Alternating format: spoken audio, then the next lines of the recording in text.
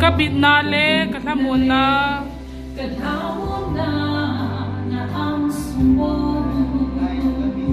Natutsu kagendingin, haumein hahangin, kalampi adingin ko maahi. Nadantu ho ako rin hilkidang lelopiho, kamunadi kamithihin masain solibuya min kinep na besing songle Lasam le lung le lel akaung ting songle Natuin ay lamoni. Natuin ay hamonin, kinep na ka-ABC. Move on live ang Kathanahan sa kita. Natutsu kagendingin, haumein mapagin, kalampi adingin ko ba ahi. Nadantu ho ako nin hilkidang lelopiho, kamunadi kamithihin masain hilisik ang ahin. Kozin bau kahi. Nadantupi okay din sel manglong senin. Lung tim di tapuin. Lung tim di tapuin, lamelhin kolingin. Nadan tupi kazam sanding halaw zeni. Kazam sanding halaw senin. Mi shooting na wala yan sa'yo. Lakat sa'yo to hi, lakat. Bat. Ji in nei nu utsong hi in filma mazing in video ka shoot na dio ho ipipiha me ga ball pi ovin to hi chelaya hi ga in ball dio hitai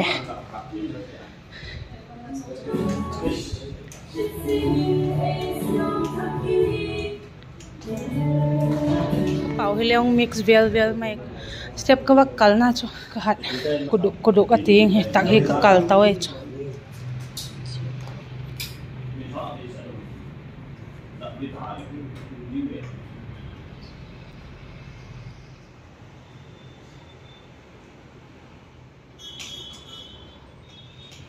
Tui kisak lai tak hau pu lai tak merah zau de Miss Mary vibe hai ji cameraman te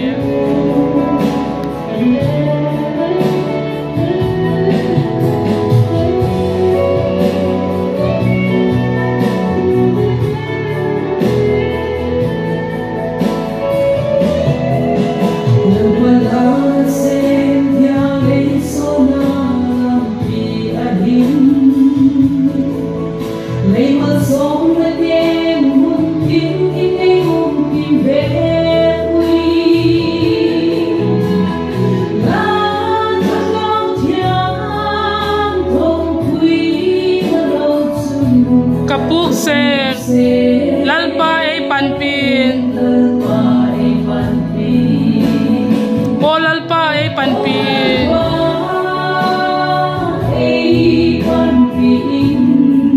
Nang lawin kating zawpol.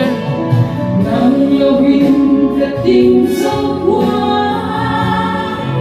Nang lawin kating zawpol.